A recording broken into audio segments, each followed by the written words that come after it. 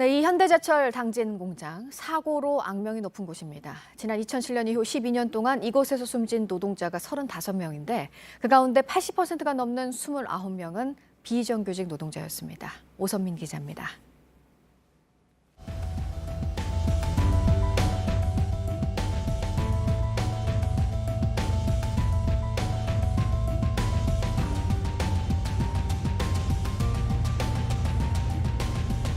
지난 12년간 현대제철 당진 공장에서 노동자 35명이 목숨을 잃었습니다.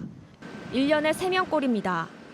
이 중 6년 전 노동자 5명이 숨진 아르곤가스 누출 사고. 당시 노동부는 특별근로감독을 실시했고 모두 1,123건에 달하는 위반 사항을 적발했습니다. 이후 감독관이 공장에 상주해 감독하기도 했습니다. 그럼에도 같은 해 10월부터 4달 연속 사망사고가 발생했습니다. 부실 감독에 무용론까지 나오는 이유입니다. 굉장히 넓은 곳이고 생력사도 다양하고 그거를 동시다발적으로 매일매일 확인할 수는 없는 부분이니까. 다른 사업장에서도 비슷한 사례가 반복됩니다. 작년 8월엔 대한통운 대전터미널에서 컨베이어 벨트 아래를 청소하던 노동자가 감전돼 사망했습니다.